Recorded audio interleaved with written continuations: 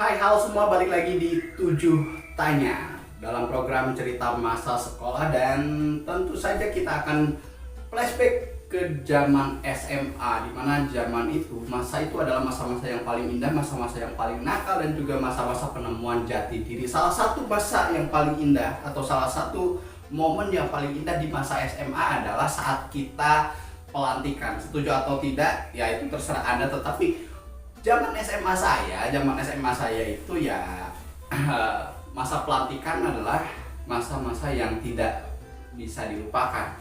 Mengapa? Mari kita bahas.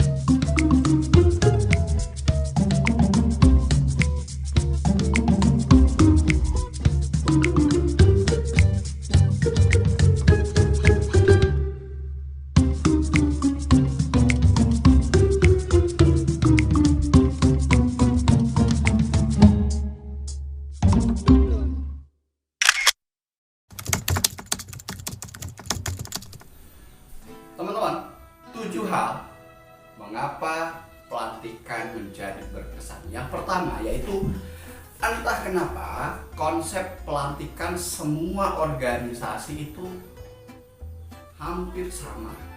Mau Anda ikut Paskibra, mau kamu ikut PMR, mau kamu ikut Pramuka, itu konsep pelantikannya pasti selalu harus nginep dulu di sekolah, ada latihan dasar kepemimpinannya dulu, ada penjelajahan malam gitu, dan lain sebagainya.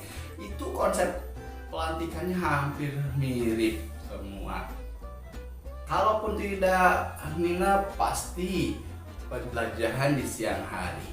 Itu sama konsepnya, seperti itu. Lalu nanti ada ya semacam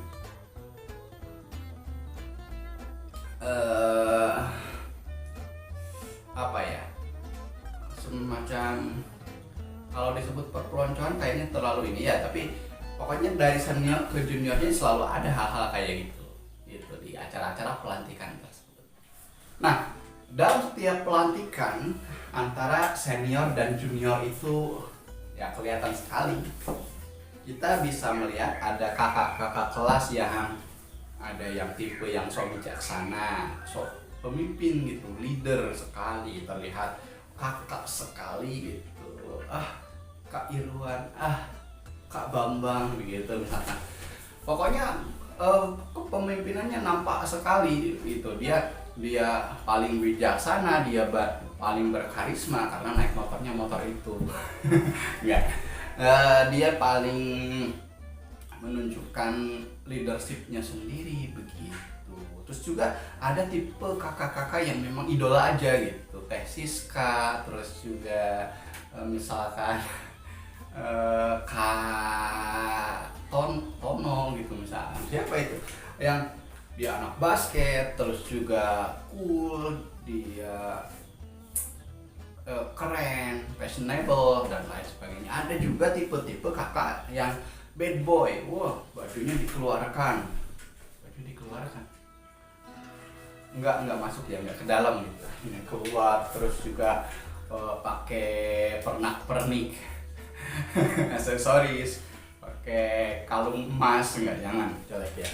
Terus lain sebagainya. Pokoknya bad boy lah. Biasanya bad boy ini ya lebih disukai. Saya juga punya cerita. Saya tuh suka sekali sama si cewek ini. Wah, dia pintar, cewek ini pintar, walaupun ranking 2 dari saya. Terus juga saya suka, saya mepet, malah milih yang bad boy, anak basket. Itu udah biasa. Yang berikutnya ada juga tipe kakak-kakak yang sok cool, yang alim, cuek, nggak peduli, tapi baik. Berikutnya masih tentang pelantikan ya. Nah, masih tentang pelantikan. ini di zaman saya, nggak tahu di zaman kalian, di zaman sekarang ya. Entah kenapa sebelum pelantikan itu harus ada syarat potong rambut gitu. Ada yang 1 senti lah, berapa senti lah itu.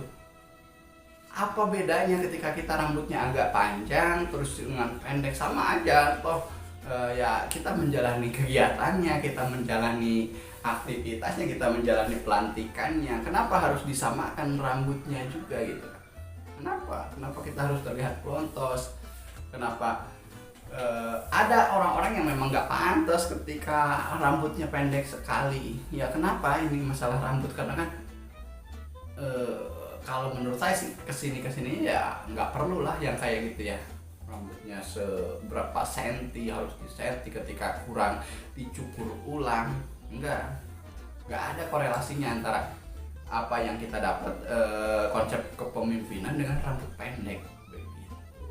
Yang penting itu kita otaknya ada, hadir, terus juga fisiknya hadir, dan kita mengikuti kegiatannya. Kalau menurut saya seperti itu. Kalau menurut kamu, silakan boleh komen. Yang selalu diingat dari pelantikan adalah seperti yang tadi di awal saya sampaikan, kenapa sih setiap pelantikan itu harus ada penjelajahannya, entah itu siang, entah itu malam. Kita itu kurang kerjaan atau apa ya, harus menjelajah kotanya, terus juga harus apa gitu ya, kenapa sih gitu. Jadi kenapa harus ada seperti itu? Ini juga mungkin yang secara tidak langsung mengajarkan kita untuk belusukan. Jadi harus tahu daerah-daerah, harus tahu tempat-tempat, nanti ada pos-posnya. Di sini ditanyain pos ketuhanan misalkan, di sini pos apa sampai akhirnya harus nyebur atau harus ke makam kalau malam. Seperti itu. Selain penjelajahannya yang selalu diingat ketika ada jurit malam, ketika ada penjelajahan malam, kenapa sih harus selalu ada hantu atau ada kakak-kakak yang jadi hantu? Hingga banyak sekali cerita-cerita yang tadinya bikin hantu 2 jadi 3, terus juga ada cerita-cerita hantunya kena pukul sama adik kelasnya yang kagetan atau yang latah. Itu banyak sekali cerita-cerita seperti itu. Nah, dengan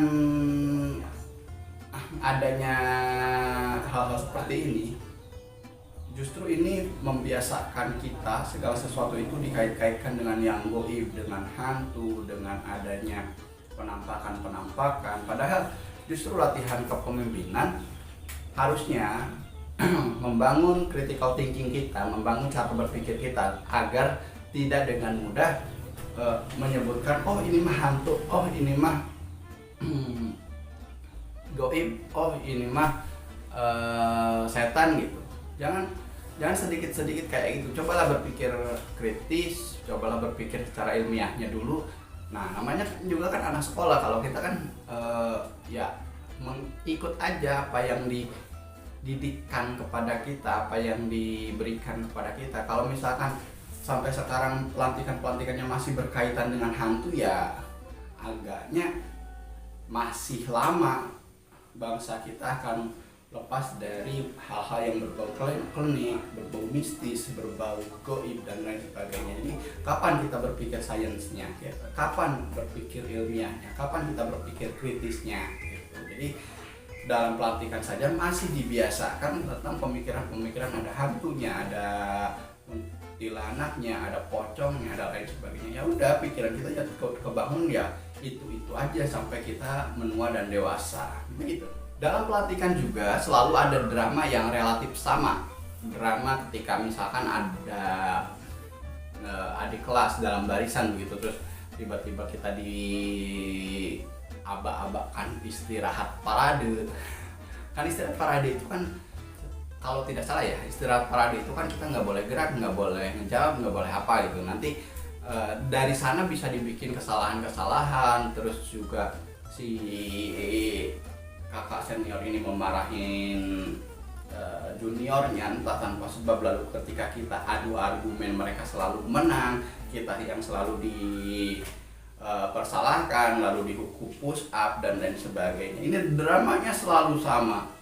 Atau juga tiba-tiba ada yang kesurupan, terus juga kita dibikin panik, atau juga ya yang dilantik ini dibikin berdebat, tapi akhirnya itu aja renungannya, akhirnya tentang orang tua, renungannya tentang siapa kita, tentang kehidupan yang entah bergunanya apa gitu. Selalu begitu, drama yang diulang dari kakak kelas ke adik kelasnya berubah jadi kakak kelas, dramanya itu lagi, lalu pada akhirnya berakhir di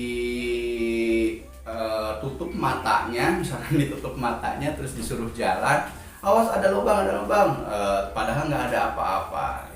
Itu tujuannya apa gitu. Tapi itu yang menarik sih. Terus juga nanti berada di satu tanah lapang, mereka ditutupin, kalau misalkan pramuka ya pakai kacunya atau pakai penutup lainnya gitu.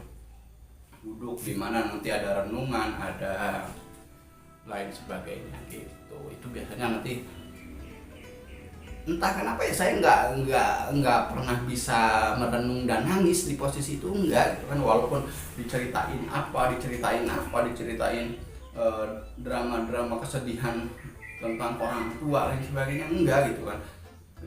Diceritain ketika kita pulang tiba-tiba ada bendera merah, bendera kuning di rumah, terus kayak sebagainya, itu nggak pernah berhasil gitu kan. Saya nggak pernah terhanyut lalu nangis atau apa, itu malah ngantuk.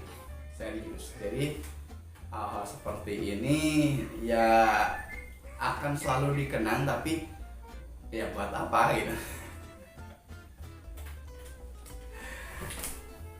Oke. Ini yang terakhir yang ketujuh. Ini biasanya atau tidak terjadi pada semua orang, tetapi kadang terjadi cinta lokasi ketika pelantikan itu ya. Contohnya misalnya ketika pelantikan OSIS, kita masuk OSISnya aja karena seseorang gitu, misalkan karena kita suka seseorang, jadi akhirnya masuk ke pengurusan OSIS dan lain sebagainya. Itu banyak terjadi. Bahkan ketika pelantikan ini ya kesempatan bagaimana kita bisa akhirnya berdua, akhirnya ngobrol bareng gitu. Ada aja kesempatan seperti itu. Nah, itu dia pengalaman pelantikan zaman SMA saya. Entah zaman sekarang seperti apa. Nah, teman-teman boleh komen, boleh juga email ke alamat email saya. Terima kasih sudah mendengarkan. Saya JJ ini, sampai jumpa di episode berikutnya. Cerita masa sekolah cemas. Salam 7 tanya.